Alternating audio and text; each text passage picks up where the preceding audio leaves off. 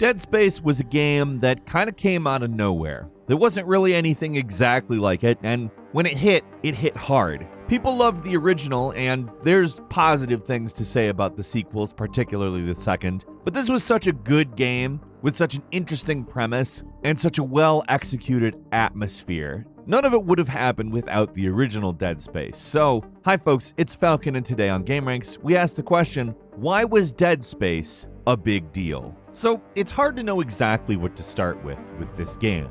Not only is the story incredible, but so are the mechanics. Me being someone who constantly talks about how narratives are things that suck me into the world of a game, I figure there's as good a place as any to start. The original Dead Space came out in 2008, and it followed an engineer by the name of Isaac Clarke on board the spaceship Ishimura in the year 2508, which during the course of an illegal mining operation it was performing, found something called a marker. Long story short, the marker emits a signal that causes people to hallucinate, to become mentally ill, and, well, eventually become necromorphs. Keep in mind, that's a bit of a simplification. The story winds a lot and can get kind of confusing, especially once we get past the first game. But we also don't really need to go past the first game to understand why this setup works so well. Isaac Clarke wasn't stationed on the Ishimura. His girlfriend, Nicole Brennan, was. And Isaac Clarke went as part of an investigation team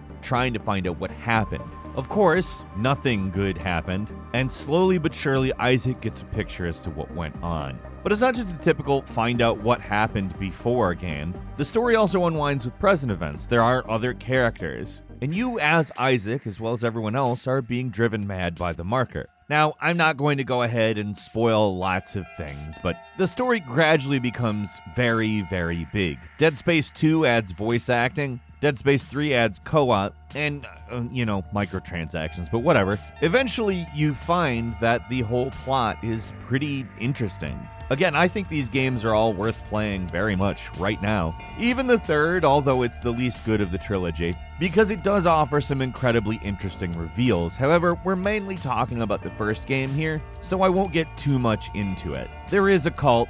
The cult does see the Necromorphs as an ascended form of humanity, despite the fact they're just mindless killing machines made up from reanimated tissue. But it's not just these specific events that make the atmosphere so good.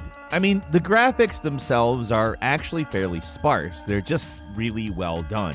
Everything from Isaac's suit, which certain elements of it glow, to the drab but in disrepair Ishimura background, to the blood stains, to the tissue sitting around. It sets a tone that's both realistic and unsettling, despite being like nothing you've ever seen in real life at any point ever. And then you add in the Necromorphs, these nightmarish creations of various bones, pieces of skin, arranged in horrific manners, with goo and blood and, well, assuming that they reanimate any of the nerves that created them, probably live in constant pain, and their screams reflect this. In basically every way, the Necromorphs, the Ishimura, Isaac Clarke himself, and just the whole of Dead Space is something that's basically unique. It doesn't try to be a polished version of the future, it's very dirty. And you can make the argument that type of sci-fi has existed for a long time, but when I see a screenshot of Dead Space,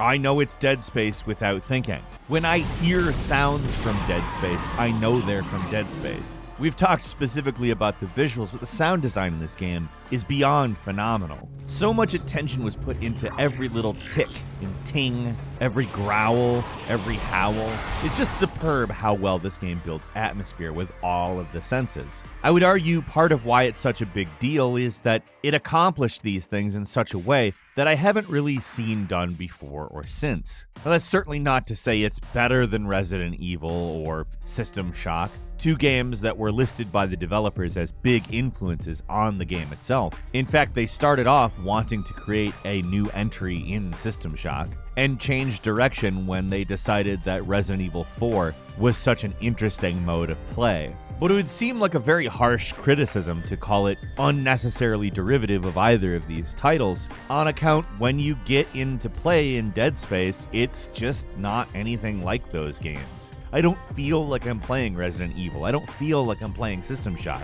When you get into using various powers that you gain aboard the Ishimura, like stasis, and you use bolt cutters to separate limbs from the Necromorphs, rendering them no longer a threat, you're engaging in this kind of combat that's somewhere between a physics puzzle and a shooter. And all the while, you're trying to keep yourself calm because at every moment, this game throws something that forces an adrenaline rush into the equation. Whether it be a visual, or a sound, or an event, something jumping out at you. This is a game that causes you stress. And that stress, combined with the limited amount of time you have to solve these physics puzzles that add up to its combat, or in some cases, not solve them, leading you to a very well-animated death sequence. This stress leads to a style of play that's just not like other games. On top of that, you can literally feel the weight of the costume that Isaac Clarke wears. It is not a combat suit or armor, it's actually a spacesuit. It's meant for an engineer who's going to be doing work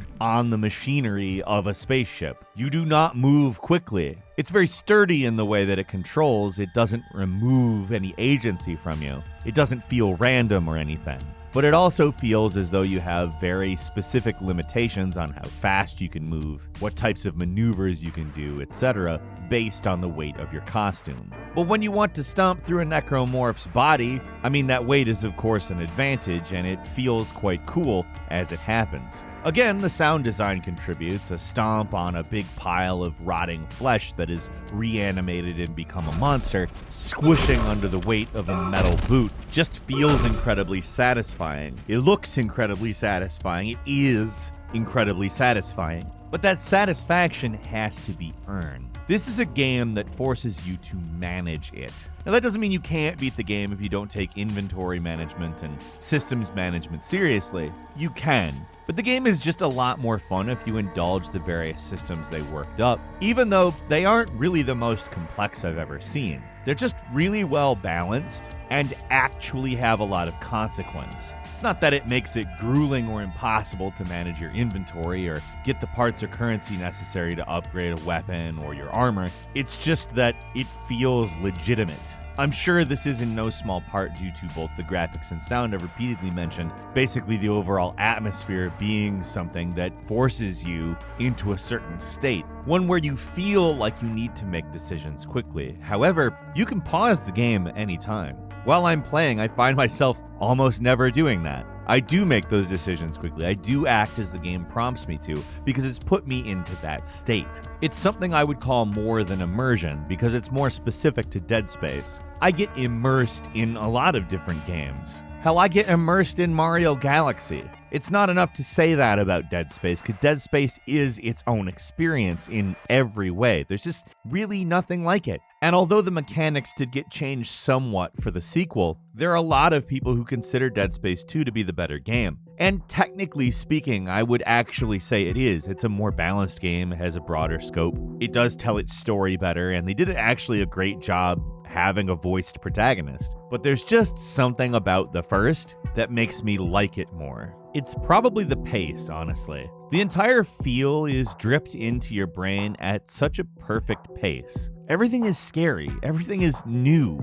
Even when I go back to the game now, and I did recently, it doesn't feel stale. It doesn't feel like I'm going on a ride I've already been on. Which, to be very clear, that's exactly what I'm doing. But there's just something special about it. Is it a perfect game? No. If it were perfect, I don't think that we could say that Dead Space 2 is technically a better game, even if it doesn't necessarily match our personal preferences. Which, to be clear, for a lot of people it does. Dead Space also hit at exactly the right time for Let's Plays. It was a game that generated a large amount of interesting reactions. Again, because it's just such a unique game, a game that's entirely its own. Not only did everyone want to play it, but everyone wanted to watch other people play it. And it was through this phenomenon that it actually became a commercial success. Although it was the only new IP that debuted in the top 10 when it came out, its sales at the start weren't really that much of a big deal. But it very quickly built a community, and a lot of people with a lot of influence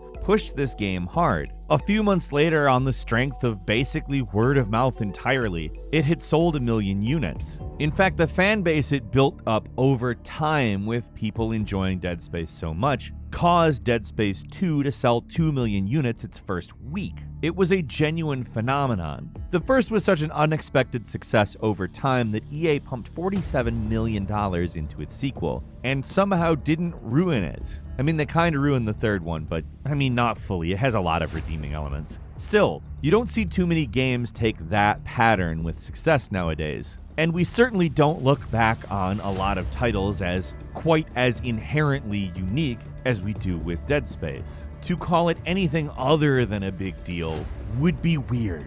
How about you? Do you have fond memories of Dead Space? Have you ever played it? If you haven't, I highly recommend it. It's only $20 on Steam and it's worth every penny. But whatever you think about it, leave us a comment, let us know what you think, and if you like this video, click like. If you're not subscribed, now's a great time to do so. We upload brand new videos every day of the week, and the best way to see them first is of course a subscription, so click subscribe and don't forget to enable all notifications. As always, thank you very much for watching this video. I'm Falcon, you can follow me on Twitter at Falcon the Hero, and we'll see you next time, right here on gameranx.